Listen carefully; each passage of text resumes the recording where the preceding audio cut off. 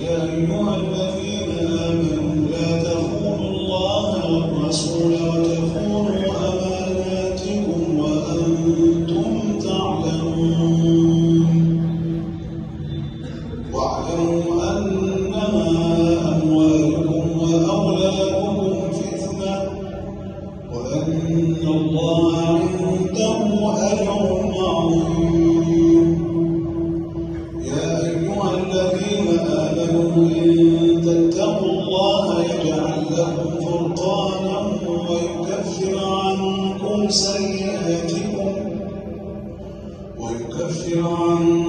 سيئاتكم ويغفر لكم والله ذو الفضل العظيم. وإذ يمكر بك الذين كفروا ليثبتوك أو يقتلوك أو يخرجوك ويمكرون ويمكر الله والله خير الماكرين. وإذا تتلى عليهم آياتنا قالوا قد سمعنا لو نشاء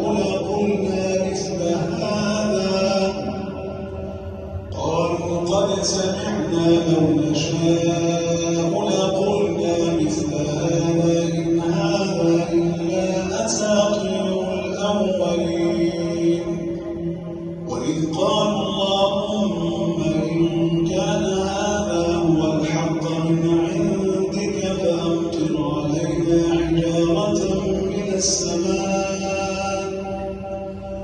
وإذ قالوا اللهم إن كان هذا هو الحق من عندك فأمطر علينا حجارة من السماء أو ائتنا بعذاب أليم. وما كان الله ليعذبهم وأنت فيهم وما كان الله معذبهم وهم يستغفرون.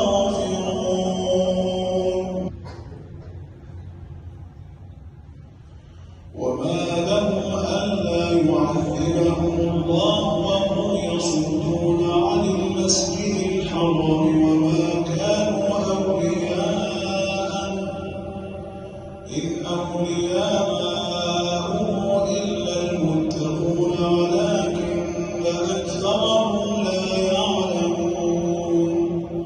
وما كان صلاتهم عند البيت إلا مكاء وتصدية فذوقوا العذاب بما كنتم تكفرون. إن الذين كفروا ينفقون أموالهم ليصدوا عن سبيل الله فسينفقونها ثم تكون عليهم حسرة ثم يغلبون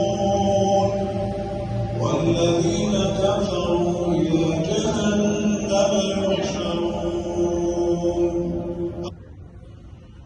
إن الذين كفروا ينفقون أموالهم ليصدوا عن سبيل الله فسينفقونها ثم تكون عليهم حسرة ثم يغلبون والذين كفروا إلى جهنم يحشرون.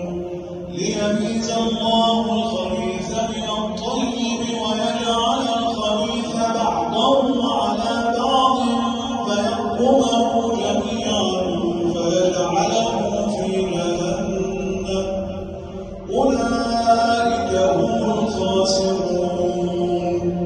قل للذين كفروا إن ينتهوا يغفر لهم ما قد سلف وإن يعودوا فقد مضت سنة الأولين. وقاتلوهم حتى لا تكون فتنة ويكون الدين كله لله فإن انتهوا فإن الله بما يعملون بصير وإن تولوا فاعلموا أن الله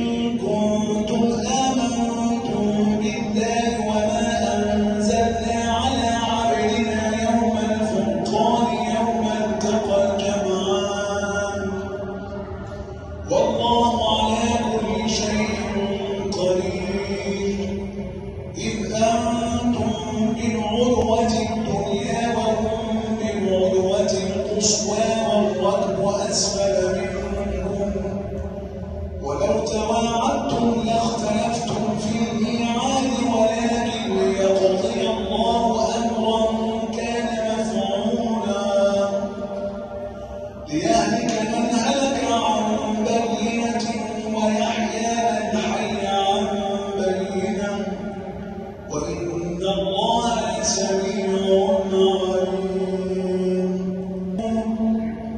وإذ يريكموهم إذ التقيتم في أعينكم قليلا ويقللكم في أعينهم ليقضي الله أمرا كان مفعولا وإلى الله ترجع الأمور يا أيها الذين آمنوا إذا لقيتم فئة فاثبتوا واذكروا الله كثيرا لعلكم تفلحون ألم تر كيف فعل ربك بأصحاب الفيل ألم يجعل كيدهم في تضليل وأرسل عليهم طيرا أبابيل ترميهم